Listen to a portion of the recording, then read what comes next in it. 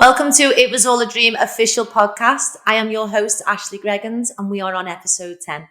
Today's guest is Paul Hatton, and he owns Aesthetics Pro Marketing. Paul specialises in his game. In my opinion, he is the best at what he does. He's a videographer for the aesthetics and beauty industry. Especially the way the world's going now, Paul is someone you need in your contact list. Social media is so important. And if you are someone who is struggling with content and social media, then this is definitely one for you.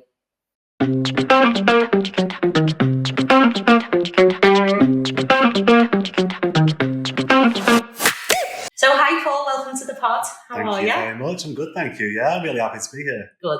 How are you feeling? I'm good. It's a little bit different for me being on this side of the camera. I've done little bits, as you know, but here we are. I was happy to see that as well because of the amount of times you've been like, get on the camera, right. You'd have to get. Yeah. So it was nice to see you actually putting yourself out there yourself. And you've drove all the way from Manchester, haven't you? So we appreciate you coming down. No problem at all. You know, I've been here before. So. Yes. Your intro actually starts and I say there's only one man for the job. I'm like, yeah, honestly I do. So just tell us a little bit about yourself. Where are you from? Where did you grow up? So I am from just a little bit south of Manchester, a place called Urmston, which is just near Trafford Centre. I grew up in Altrincham, which is a little bit further south, I guess, just into Cheshire a little bit. So that's where I grew up. Yeah, I went to school there. Yeah, and what was you enjoying in school? What was lessons? I was quite into sport actually.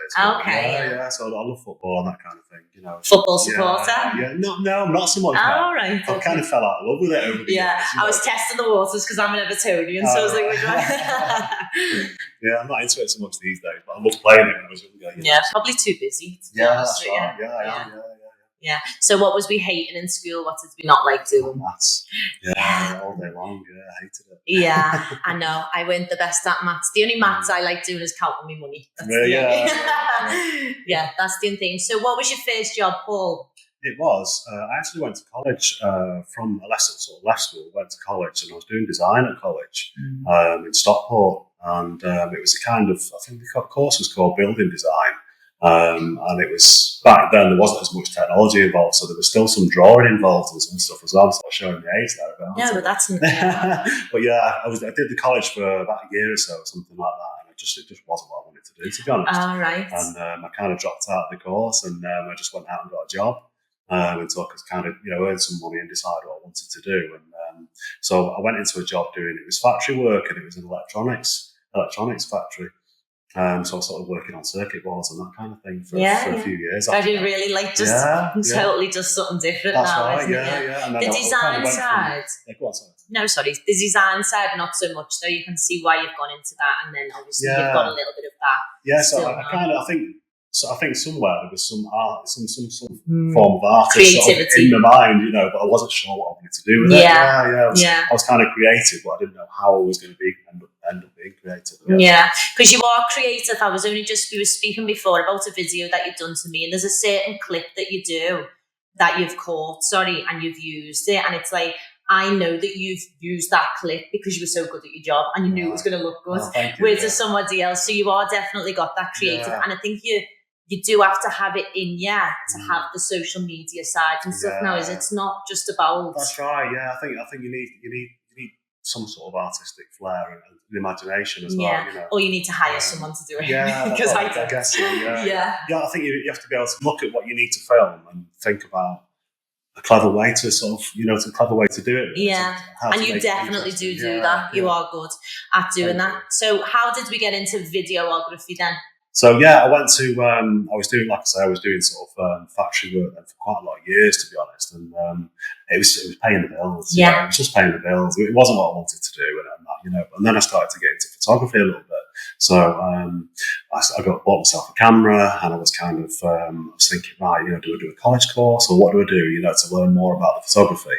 So I ended up just going on YouTube, to be honest. Wow, I must have spent hundreds of hours just going through YouTube. I was watching tutorials, and then I was sort of going away practicing with the camera, and then coming back and learning some more. I just love skill of YouTube. Yeah, and I kind of list the things that I wanted to learn, and I was kind of going backwards and forwards between these videos that I was watching, and then going out and sort of practicing. So I was learning quite a lot over a short space of time, and I was doing this in the evenings after I'd been out doing this boring job in the factories and stuff, and coming home and learning.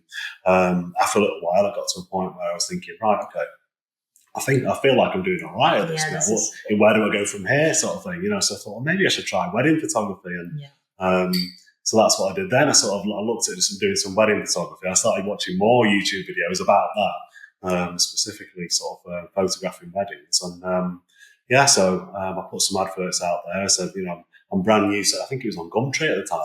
This is what I was just going to say. So how was we advertising then? Because we always talk about this, because how lucky are we now? Exactly, my mum and dad say, we had to flyer drop. We used to go and post flyers So it was Gumtree that you was using. Yeah. So I put some adverts on Gumtree, and I said it was for wedding photography, and I was dead honest, and I said I haven't got a portfolio yet, I'm brand new to it, but if you need someone and you're stuck, maybe you haven't got the budget that will cover photography, give me a shout and I'll do it for free. And what was that first job like? Can you remember it? Was you nervous? Yeah, like it was yesterday. Because it's someone's wedding, isn't it? I sort of envisaged it being like a very small wedding. Someone didn't have much of a budget, and it was all on a very small scale with just a few people and limited decor and all the rest of it. But it wasn't like that at all. So a couple got in touch with me. I can't remember the name, so I can picture the situation. I can remember exactly what they looked like and everything. And she got in touch and she said, "Listen," she said, "my wedding is 2 days' time." She said, "My photographer's let me down. I can't find anyone else. I need you to do the wedding for me." And she was very persistent, And I was like, okay. I said, "Tell me a little bit about the wedding." And she said, "Well, I've got 300 people there." I was like, okay. I said, "You saw my advert." I said, "You realise I've never done wedding photography before." I said, "I know how to use my camera." And I said, "I'm pretty confident with it." But I said, "I've never done a wedding before." She said, "If you don't do it," she said, "there'll be a family member doing it." I was there you go. Okay then. So so I went and did this wedding. What was the kit? What are we using? It turned out the groom was actually I think he was a second division footballer or something. Oh no! I mean, what a first job to get! So threw yourself in the deep end. Right in the deep end. Yeah. I was sat there thinking, I'm sat there outside. I arrived a little bit early and everything to make sure I was there, and I'm watching all these people piling into the place, and I'm thinking, this is going to be big, this thing, Here's me, I've got my camera and all my kit ready and stuff, but I'm right in the deep end. Yeah, but well done for doing it, because you know what? It is them risks, isn't it? It is them things. Sometimes I look back in my career now and I think, what was you doing? But you've got to put yourself out there, haven't you? Because at the end of the day, it's true what they say, if you're not out of your comfort zone, you're not actually growing, So I threw myself into that. Yeah. I actually came out pretty well, That's what I was going to ask. I was quite pleased with the pictures and stuff. It's right. And was she happy? Yeah, she was. You could have just pretended that you weren't new and just got loads of money for it. You could, but then if something goes wrong, you just think, right, this is awkward. No. And then it just grew from there, did it? Yeah. And I think I went on then to doing over 30 weddings, and I was travelling around quite a bit doing that as well. And it went really well. It's funny, really, when you're photographing a wedding, you're kind of running on adrenaline. It is a buzz. It's a real buzz, but it takes a level of concentration. It's just something else. Yeah, because you can't miss a thing. You're trying to capture every little emotion. And you're watching the bride and groom like a hawk all day. As well, I mean, some people do say to me that they're very nervous when I turn up, because I've been in this industry for so long. I know that, yeah. I've worked with the biggest and some of the biggest and the best people in this industry, and they feel a bit nervous that, sort of delivering. Yeah, I can relate to that. I know exactly. They say that to me, but then after I spoke to them for a little bit, they always say that I think I've got quite a calming persona. No, you have. So I try and put people at ease if I can, And maybe I brought that from the wedding photography. I don't know. I think so. Yeah. I remember that because I remember looking at your profile, and looking and seeing who you'd worked with and stuff, and then I remember thinking one day I'll be like that. I'll be like that level. Yeah. You're getting there now, though, aren't you? Oh, thank you. Right, so you've gone. So how many years about was we doing the weddings? Ooh, probably 3 or 4 years, probably. Right. Yeah. And then I was still kind of doing the factory work and stuff at the same time, So it was like the ultimate side hustle. It was a side hustle, and it was something that I kind of looked forward to doing at the weekends and stuff. And it went on for a little while, and then I think I got made redundant then. And it was the kind of point where I was like, what do I do now? Do I take another factory job, or do I kind of move on and do something more with the photography side? And that's when I started doing video then. Yeah, good. So you just jumped. Just it was a big risk. It was a big risk, and it was one of them where you think it's sink or swim here, Yeah. But what's the worst that can go wrong? Exactly. If it goes wrong, you just end up getting another job. Yeah. But so I just went for it. I started learning more about the videos then. I did a couple of weddings with video, but I always felt like I couldn't do a great job of it, to be fair, because with video, especially with a wedding, you need 2 cameras and you need 2 people, really.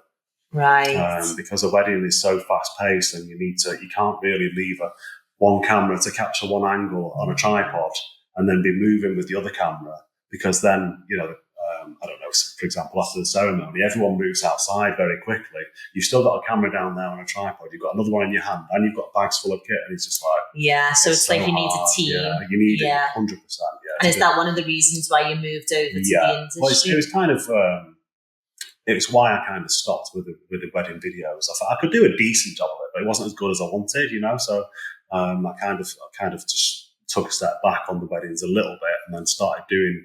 but I still wanted to carry on with the video. Yeah. So I didn't do wedding videos, but I started just doing sort of promotional videos for different businesses. Like it could be a nail salon, or it could be a personal trainer. And is social media big at this time? Is this where like Instagram, Facebook? What was it? It was mainly Facebook. Facebook, yeah. Facebook. Instagram was on its way pretty soon. Because someone was like savvy at that time then to think, I'm going to get a videographer for my business. Now it's just it's normal, the isn't it? first videos that I did were really for Facebook, and quite often at that time then, if I remember right, people were actually posting the videos to YouTube and then linking them to Facebook. Okay. So I can't remember properly, but I don't think at that time you could actually post direct to Facebook. Right, yeah. YouTube is the OG, isn't it? And you just don't realise it. You don't realise how long it's been out for. And it's such an extensive, like I say. I mean, I learned pretty much everything I know. Because Same. it wasn't, like I say, it wasn't just the photography and the video, it was the editing as well. Yeah. I mean, yourself, it's massive, It's a whole other aspect of it, isn't it? It's another job. Yeah. Especially when you talk about editing, wedding photos and that kind of thing. How to retouch a face professionally, to a good standard. Oh, so even like that. Yeah. Oh, right. So wedding photos are retouched, aren't they? Yeah. I didn't know that. Yeah. Oh, okay. So, I mean, it could be, not so much with the males, but definitely with the bride. Right. Yeah. I always wondered why they were so absolutely fantastic pictures. No, spots will disappear. Eyes will be a little right, brighter. I didn't know. A stray hair across the face will be gone. Oh, okay. There's quite a little bit there. Yeah. But like I say, you've got the video editing as well, and I learned it all on YouTube. That's just amazing, and I'm so glad that you've shared that as well. There's I call it School of YouTube because there is so much, and it is my first protocol. If I don't know something, YouTuber, even down to maybe washing machines broke, YouTuber. Yeah, definitely. Yeah, I mean, it's an unlimited library of information, isn't it? Once I'd learned quite a bit on the photography, I did at one point have a look online and say, maybe I should get a qualification in this. And I sort of looked at what courses were available at university and stuff. And I was looking down the list of all the things that I would cover on this course at uni. I was thinking, I've done it all. Yeah, why pay for all that debt to do it? Yeah, just to have that piece of paper. Just have that piece of paper. Yeah, it'd be nice to have it. But it's not, is it going to get me any more work? It's not. No. Because I was already busy. It's going to take up your time. Yeah, exactly. That's it. So I just thought, there's no point really. Yeah. And then how have you ended up specialising in it? Because it's such a niche to niche down. Obviously, you could think about so much in a business. You could do so much more. So how did you, is it just something that you'd enjoyed? Was it a tactic? Was it something that you thought, right, I'm just going to get really good at this industry? For the aesthetics. Yeah. So, and beauty it is as well. Yeah, so I mean, like I said before, I was kind of I was doing videos, promotional videos for all kinds of businesses for a short time. And it could be literally anyone. It could be a restaurant, personal trainer, hair salon, anything. Quite a few different people came along, and then I got a call one day from the owner of Cosmetic Couture in Manchester, Maxine, her name is, and she called me and she said, "We've been let down last minute. Will you come and do some video for me?" And I went and did a video for her. It was a really controversial one at the time. which was about facial dissection. Right. It was a course that she was doing for her students, and because at the time there was this massive divide between medics and non-medics. And at the time it was very controversial, and she was providing this course. I remember because she trained non-medics. Right, yes, I remember this. So she asked me, can you help out? And I said, I know nothing about your industry. I've done little bits for the beauty industry already, but I don't know anything about it. She said, that's fine. She said, let's meet up and talk about it, and then we'll go from there. So, that's what happened. And she was a big name to start with as well. I mean, she was the first really to start training non-medics and everything. I think she provided, I think it was the first pathway into aesthetics that she provided for non-medics. And so I went there. This video, to say that it was a success is an understatement. Nice. It went viral, basically, this video that I produced, and it was, well, put it this way, it was on, it had coverage on every news station across Europe. Oh my God. It was crazy. It was crazy. Because it was such a controversial thing at that time, Yeah. I actually was just getting into the industry, so I know exactly, I remember it. She was sitting in, I remember the video that you're talking about. And well done her as well, because look now, Joe, she would have listened to people. So many people at the time were saying, well, they shouldn't be doing that kind of training. But, Maxine was just saying, well, why can't they have better training? Why can't they? Yeah. And she was right, but it opened a can of worms, as I say, and it went crazy. And I think at that time, for any kind of content to be out there that was going to create that kind of impact, it was never been seen before. Yeah.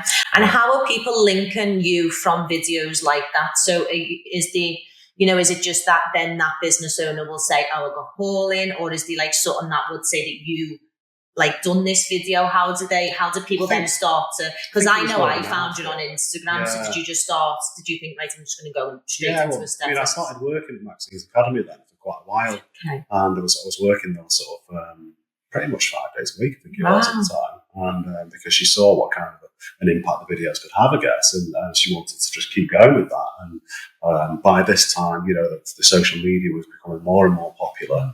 And there was a lot of videos that were going on, treatment videos, videos about training and everything were all going on Facebook. Instagram then became a big thing as well very quickly. Yeah, that started to grow, and she had good quality content going on all her social media platforms, which no one else had at the time. We were making waves. Exactly. So you literally did. Told you there's only one of them. I swear, there's only you that can do it. You literally made you've done. And you've made it. I'm a bit of a veteran now, I guess. Well, what's happened now is you've made all our jobs worse because we have to keep up with it, don't we? But it was, and then, Maxine used to she sort of, used to push some people my way if they needed any help with anything as well, so I could do, I was learning design then as well, so I could do design work as well. And people used to come for me for branding and videos themselves and stuff as well, so. If you had to pick one, what is the favourite part of it, or is it all? Is it just the video and the design, the final outcome? I think every video to me is like a challenge, really, because it's like we touched on before. You look at something, right? We're going to film a lip treatment or something, for example, and you think, how can I make it interesting? And what can I do with it? To make it different from what I did for my client last week or the week before, because I film for so many people. I like to try. I don't want everyone having. And they are always dead unique as well. They are always different. It's not easy when you've been doing it for so many years. And I've literally filmed thousands of treatments. I've been travelling all over the UK doing it. It's not easy to keep it fresh, but I've always so far managed to do that. It is. Yeah.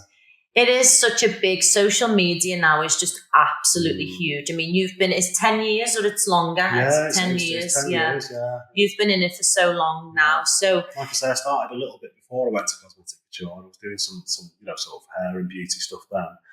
But when I went to cosmetic couture, that's when I really sort of got into the aesthetics. And sort of, once I was there and I kind of, I was learning about the treatments and the training all the time. And, I guess, since then, at that time I sort of realised how big that industry was and how I could see where it was going to go and how it was going to grow. And I thought, I was genuinely interested in it, I guess when I first started filming those treatments, I was like any guy who's walking into that kind of industry thinking, oh, it's just about girls having big lips. Duck lips, yeah, that kind of thing, But I soon realised once I, had some people in front of the camera, people were actually in tears because of, something that had been insecure about their whole lives had been fixed, in just a few minutes. And I was like, oh, this is... Yeah, like that's what makes my job. That's what... that is exactly what I'm in it for, is just that reaction. You must have seen the industry change so much. And just the potential it's still got, isn't it? It's just getting bigger and bigger. I mean, there's two sides to it. It's exciting in a way because of where it could go. And I think there's don't get me wrong, I've seen lots of gimmicks in this industry, and you will have done as well. There's so many treatments I could list. I won't do, but I could list it. I could list it. I could list it. I don't want to upset anyone. I could list a few treatments that are just a complete waste of time. 100%. Yeah, you'd never find them at Elegance. Yeah.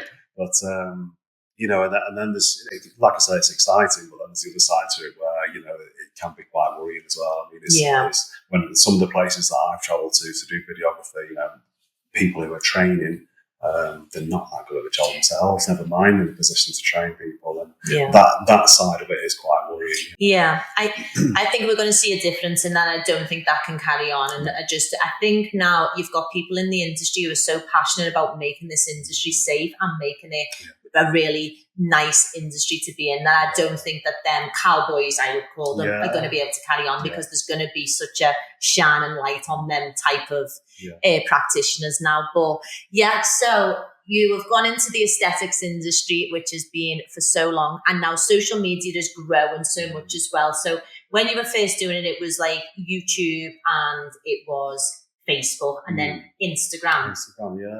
So the question that I've got to ask, that I think everybody is going to ask, is how do we keep up with all these changes? How do you know what is the best reel to put out on now, or what is working on this one? Is it something you learn? Is it something that or is it just a case of we carry on following your page and you That is a good start. Yeah, that is a good start. But the problem, I think, it's a question that I guess asked a lot, to be honest with you, and it's such a difficult one to answer. The reason why is because what will work on your page isn't the same as what will work on someone else's page. Right. Okay.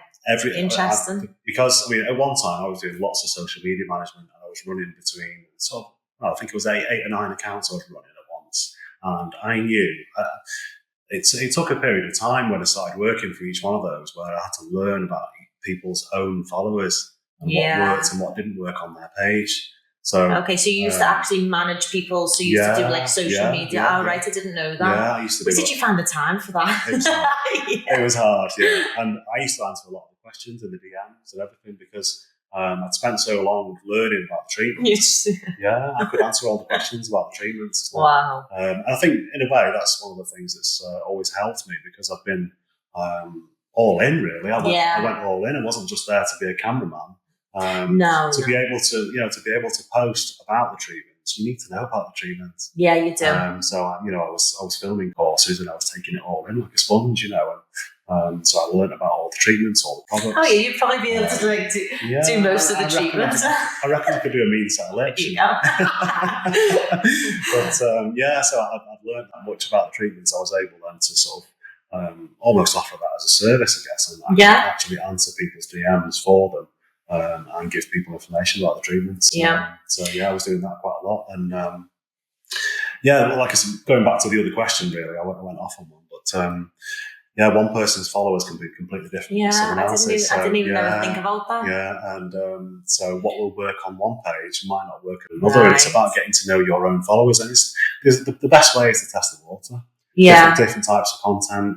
And just go back, and one thing about Instagram is it's really good for the insights, and you can go back and you look at how your posts have performed. You can look at what worked, what didn't work. Only if you understand that, though, because that to me is just a graph that I just can't. Ella's very good at it, and she can understand. She comes to me and I say to her, "All you do is spit numbers at me now." Like I just do, it just goes. Yeah. But it's but one thing I would say, if I had to pick one thing, which will work for everyone, is just don't take yourself too seriously. Put some comedy on your page, because that will work on any page. Get in front of the camera. Because let's go to because that's what I was going to ask you is, how important is it to be the face of your own brands now? Because I mean, I didn't want it to work. So So what had happened, Ella was like, it's so important, you've got it. And I was like, I'm going to do it. The video's going to flop. She's going to leave me alone. I'll never have to do it again. And it just totally worked. And now it is just literally, my page has just got more of me on it than anyone else. There's one simple reason for that. And that was another thing that will work on anyone's page. You know, if you get in front of the camera yourself, introduce yourself, to your followers and potential followers. It always works every single time. And the reason is trust. Yeah, and it's also getting yourself out of that awkward stage because people do it. They see how awkward the video is and they never do it again. Yeah. Like, and I say now, go back on this YouTube and look at my first video. It was from like 2020. The views will go, oh my God, she's totally different now. Right, you've just got to push through that awkwardness. Yeah, and I think you kind of just got to forget what the people are thinking, or stop worrying about what they're thinking. Because I always say I'm laughing first. So even if you're laughing at me, I've laughed my head off making that video. I am laughing first. And people's opinions are not paying you money. Oh God, no. And you know what? I don't know whether I've been lucky. It's not that scary, and it's not. People aren't that mean. I mean, maybe I'm just not at that yet. But I've had experiences, but I've not. From what was in my head of the hate and the trolls I was going to get to what I've got, I've been like, oh God, if this was what was holding me back, it's not that bad. Yeah. Like I say, it's all about trust. And if you can get people to trust you, they'll pay. They'll pay you money. You know, whether it's treatments, training, whatever. And that doesn't. No, that's just not the aesthetics industry. It's absolutely any industry, any business owner. You know, that is the main aim with their social media, is to get people to trust them. This week's episode is sponsored by Cosmetology with Elegance. Affordable skincare, high-end ingredients. We'll link the website below. Let's get back to the episode. Okay, so if we're looking at social media and we've got a hierarchy, because you obviously all can't put your effort into every single one of it. Is Facebook dead now? No. No. I still believe that there's a place for Facebook, but I would say that it's probably better suited to the older clientele. Right, and maybe I'm missing out on that one. Yeah, because if you've got, if a lot of your clients are older, and I'm talking, because if you look on Instagram, you can go into your insights on there, and I'll guarantee you that the majority of the aesthetics industry, if you go on your Instagram and look at your insights, you'll see that your users, or the highest percentage of people in your followers are, I think it's 24 to 30, I think that bracket is. Yeah, I've seen that. But if you were to look on Facebook, I'm not sure actually if you can do it on the insights on Facebook, but if you were to look on Facebook, you will find that there's more older people. Oh, and that is my clientele as well. That is my... Yeah. We got rid of Facebook because I kept getting hacked. Did you? They kept getting money out of me PayPal. Yeah. So... but there is definitely a place for Facebook. That's interesting. I've got some clients who do really well on Facebook, and I've got other clients who just don't bother with it at all. Yeah, that's interesting. It just depends on your own. This go back to what I said before. Everyone's different. Depends who your followers are, and who you spent your time marketing towards over the years. Dictates the age of your followers and sort of what your followers. Oh yeah, definitely. So like I say, one set of followers is different to another. I'll have to look back into that then and definitely look into it. And then so you've got your Instagram, which is still obviously, is that your favourite platform? It is. Yeah. I know TikTok's a big thing now. You've done really well on TikTok. Yeah. So that's what I was thinking about. I wondered where you are with TikTok. Yeah, I mean. I know, some people were going to say that sort of TikTok's going to take over and it's going to leave Instagram behind and sort of thing, but I still believe that there's a place for both. When Instagram first brought the Reels feature out, they did that because of TikTok. They looked at the success that TikTok were having with those short form videos. They looked at that and thought, hang on, we want to get in on this. So they released the Reels. And I don't know if you remember at the time, or you may not have sort of twigged, but what they did at Instagram is anyone who was posting those short form videos, the Reels, was getting improved reach on those, and anything else that was getting posted, single pictures, carousels, etc., were getting reduced reach. So Instagram were kind of pushing everyone towards using these videos so that they could try and compete with TikTok. So they did that for a little while, and anyone who was sort of all in on those Reels on Instagram were doing really well. They were getting good reach, and they were getting good growth rates on their accounts and stuff like that. But then I think TikTok, I think Instagram gained a little bit on TikTok, but they actually realised that actually there's a lot of people on Instagram who enjoy posting still images, carousels, and they thought we've actually messed up a bit here because we've tried to copy TikTok when in actual fact what working. We had already it was working. Yeah. And you know TikTok now do pictures. I know, yeah, it's crazy. But I think Instagram realised that they kind of messed up, and then they started they started giving even reach to all of the formats there. When I look at my social media, I like to look at Instagram as that's my aesthetically pleasing, that's like my brand, and that's and then my TikTok's a little bit more just funner and more more just personal brands. And the content that you put on TikTok, from what I've seen, is different to Instagram, like you say. I think TikTok's a bit rough. I think you can be rough with your content. You don't need to take so much care about it. It is literally about just like recording something very, very quickly and just get it posted. Yeah. With, just a limited amount of text on it and that kind of thing. Yeah. Something that's straight to the point and just get it on there. I think with, like you say, with your Instagram, it's a bit more aesthetic. Yeah. You can put a little bit Instagram's nice for brands. Yeah, and have it a bit more polished. So saying that, I'll probably also mention the fact that not only is the different content suited to each platform, I notice, I see all the time that people will share the videos from TikTok to Instagram. Now, this is a big no-no. It's one of the things I speak about on my course. And if Instagram's algorithm is very, very clever, and it can see if that TikTok watermark's on those videos, and it doesn't like it there. No. So you will get reduced reach on it videos, is extremely clever now, isn't it? Like there's no. I always say now, I work for TikTok. I basically work for TikTok, because they tell me what to do. So Instagram's not so much. I've got Ella running the Instagram with the TikTok I run, but what we've had to do now is look at our social media and go, are we viral? If we go viral tomorrow, are we happy with our content? Do people look on this page and go, that looks? And we had to really take back TikTok to them little, me walking my dog, me thinking, and say, no, now we have to start looking at it as a brand. Because we want people to go, okay, there's skincare. Oh, look at her whole page. I think it's nice for people to look at that and get to know you as an individual. The person behind the business. I think it's nice that, but I think you have to, like you say, you have to draw a line a little bit and get maybe touch on that, but get more of what's going to actually put money in it as well. My favourite type of content, because I think it's just my personality, is like the diary of a CEO, come spend the day with me, or the shipment comes in and they've got it that's I just love that type of content. So I like that for the personal brand. But going back to the aesthetics, you can get some just a picture of a set of lips is just not doing it no more, is it? It needs to, it's not. It's just not anymore. I mean, people say to me, what kind of content should I be posting? And I always say everything.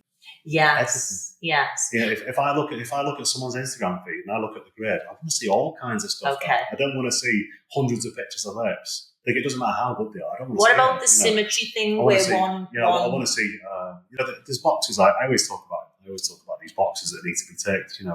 And there's. Obviously, you want to see good results, but how many actually still pictures are real as well?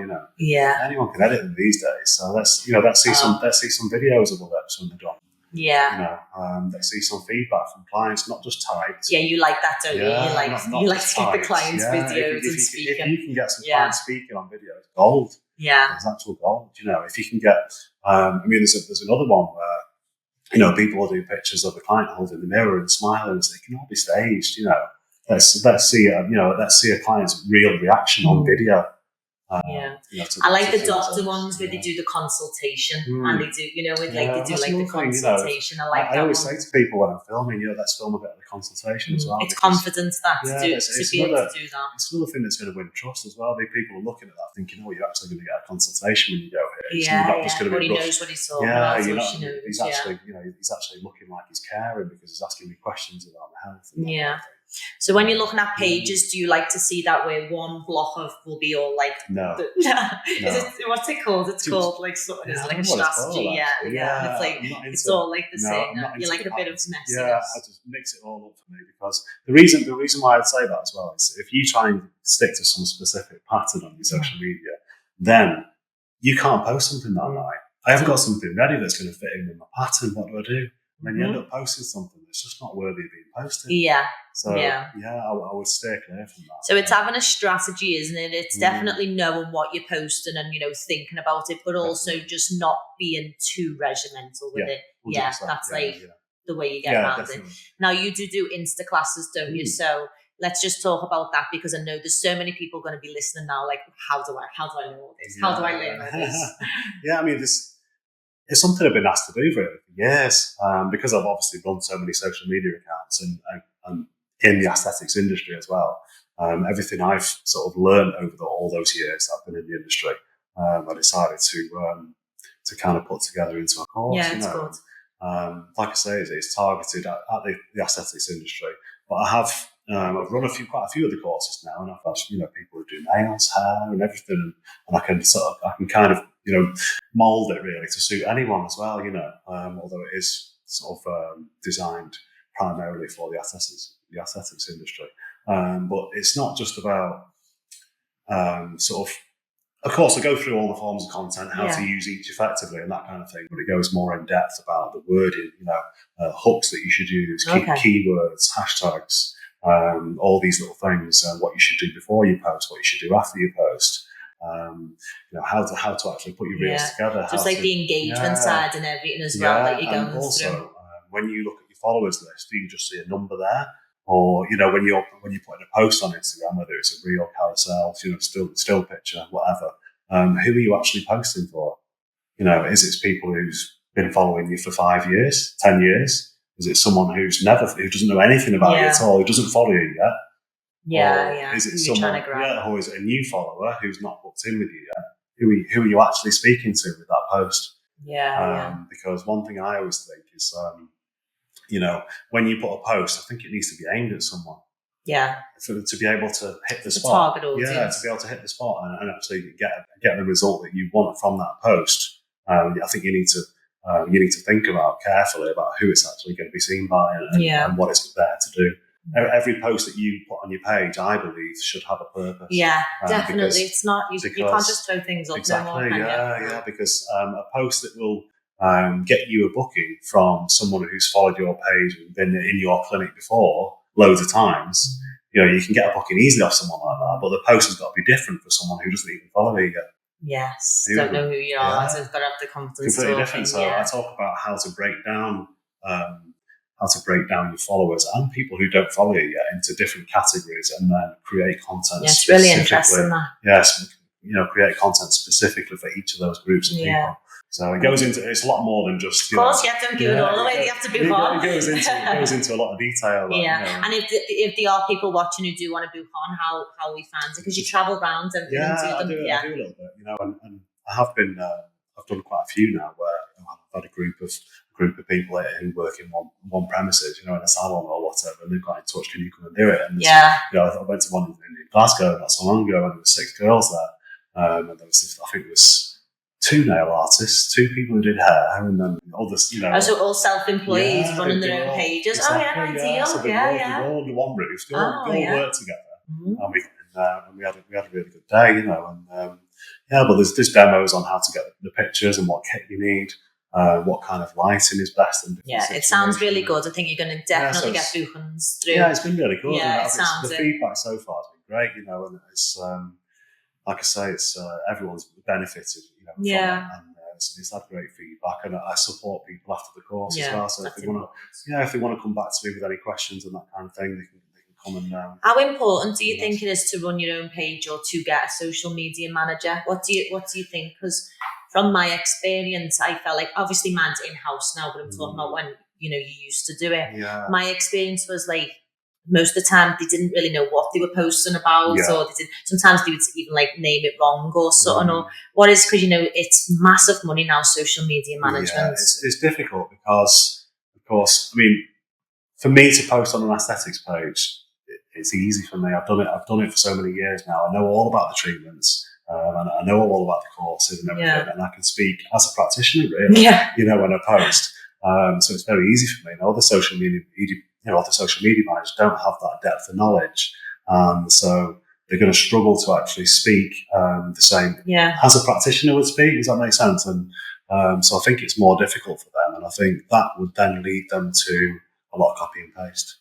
Yes, that's what I found. Which then becomes a bit of a problem because, they'll be copy and pasting into your page. They'll be copy and pasting to your page. They won't be speaking specifically to your followers then. It all becomes very general.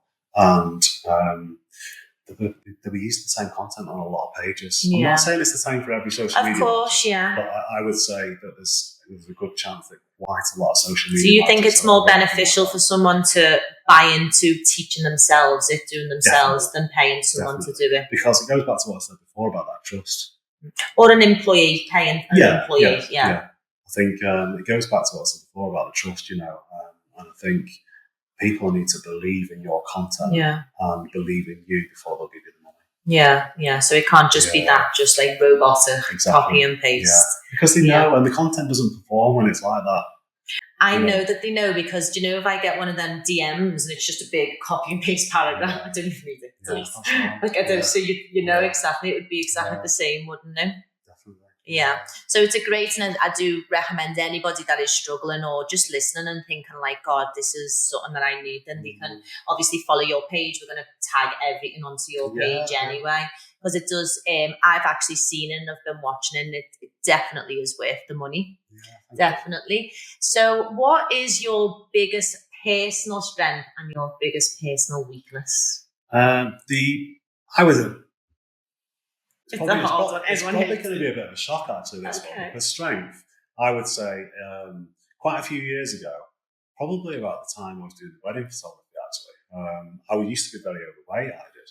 And it knocked my confidence a hell of a lot at the time. I was actually like 21 stone. Wow. And I went through a big change in my life. And I literally just, in 7 months, I lost over 6 stone. Oh my God. And I just... so I just literally woke up one day and I thought, I've had enough of it.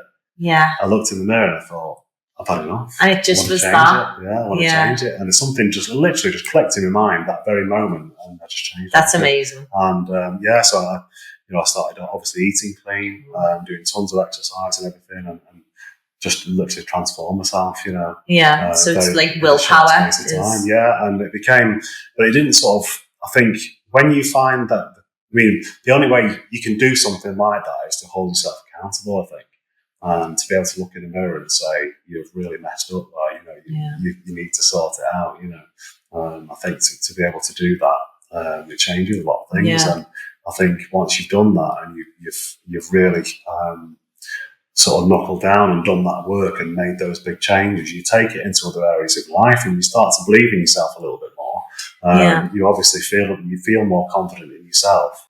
I feel like your life just flourished. I'm just thinking now, you were factory worker and you weren't really, you was looking for the side hustle. You've started doing your photography, you've started earning money yourself, self-employment, you've lost the weight. I feel like you just literally like something just flourished in you. 100%. Like I say, this is why I would look at that as a strength, because it changed everything in my life, really. It gave me more confidence in myself, not only in the way I looked and the way I felt. Obviously I felt a lot healthier. But I actually realised that I can achieve a hell of a lot more when I just think, right, put my mind to it. Yeah. So I would say that's a strength, definitely. Yeah. Weakness? No. Weakness is I'm probably too nice.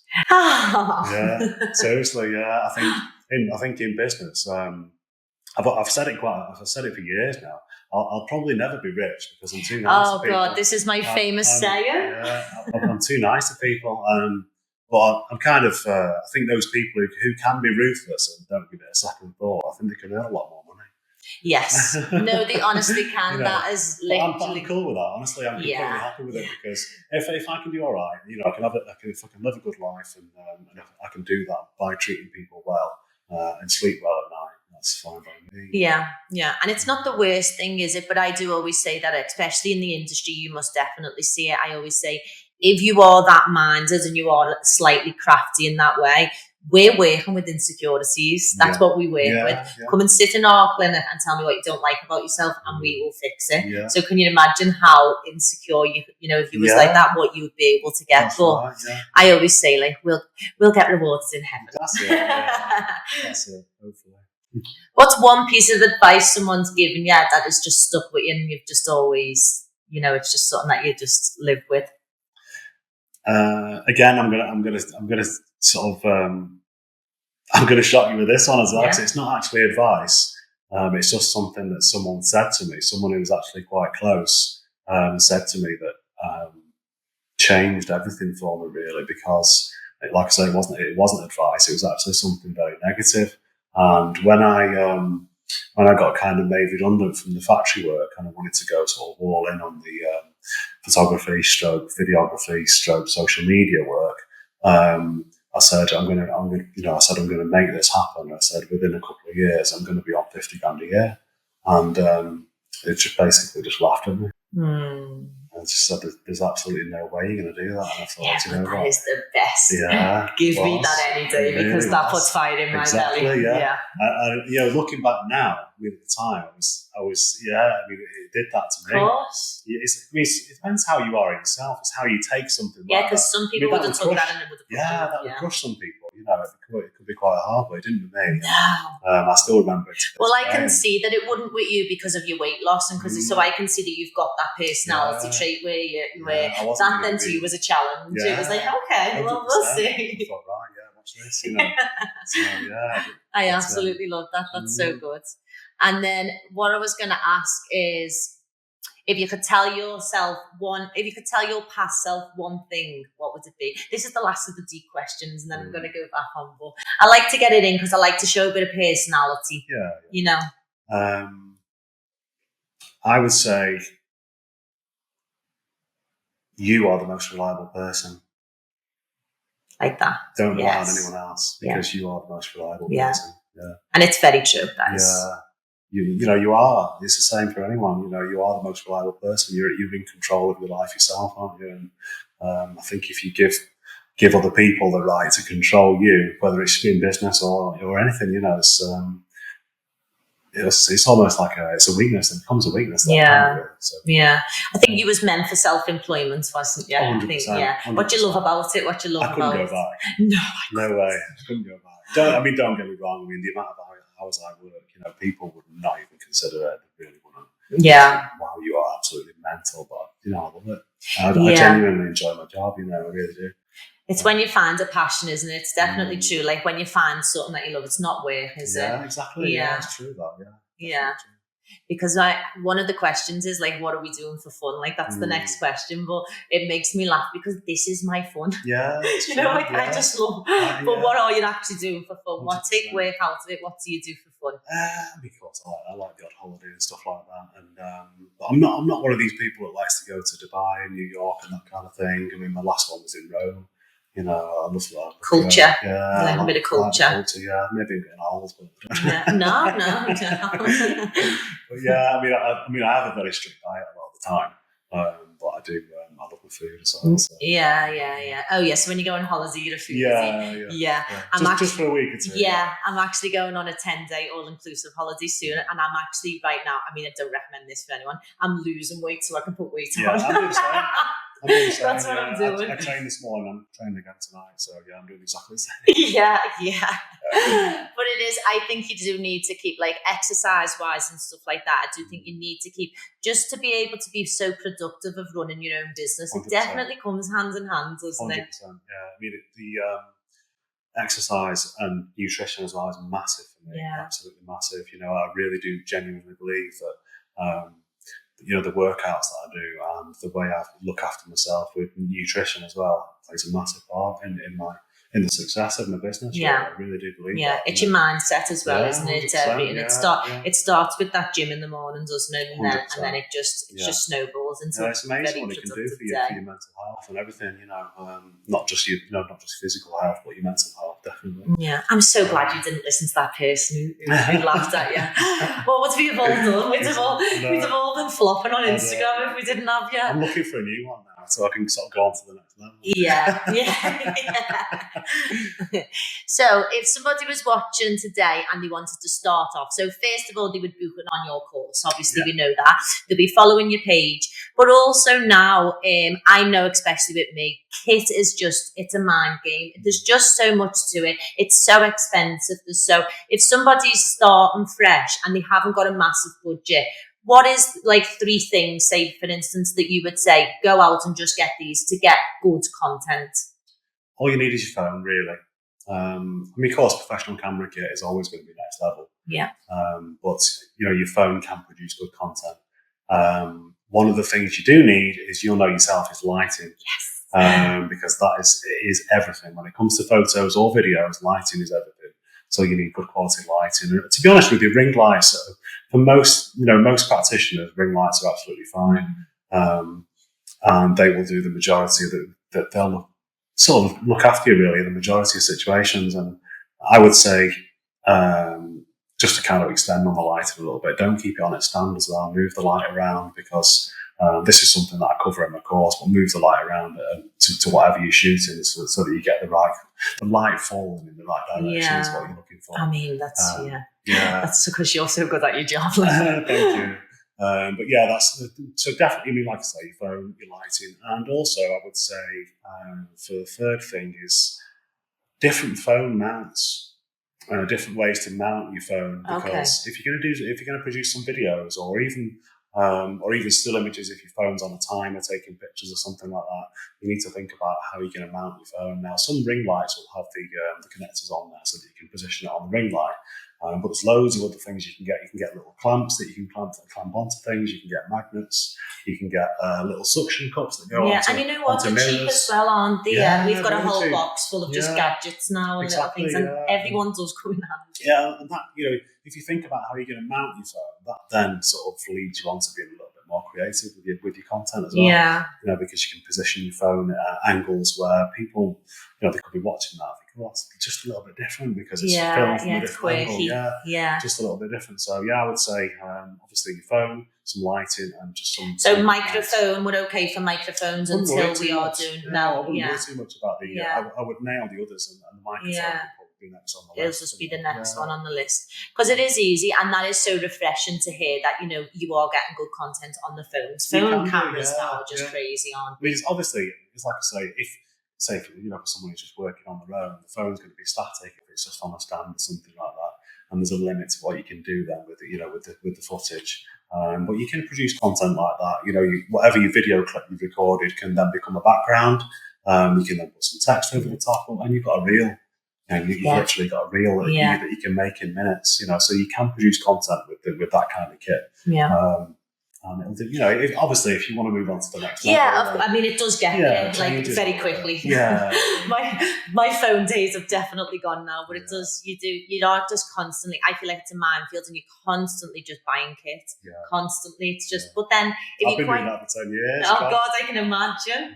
So top tips that I've took, I would say, so reels on Instagram, but then still keeping it fresh, still changing your page up. Post a little bit of everything. There's still in my eyes, there's still a place for every form of content on Instagram, definitely. Facebook, we're going to go back to. We're going to all go and look at our Facebook. I think so. Yeah, I mean, like I say, definitely for those older clients, they're not that keen on Instagram, and they're definitely not keen on TikTok. So I would say, get them on Facebook. Definitely get them on Facebook. Do you think there'll be a new platform soon? Do you think something else is going to come, or do you think we're okay for a few years? I mean, they brought Threads out, didn't they? But I don't. I mean, I put a little post on the story not so long ago. I was just asking people how many's actually using Threads.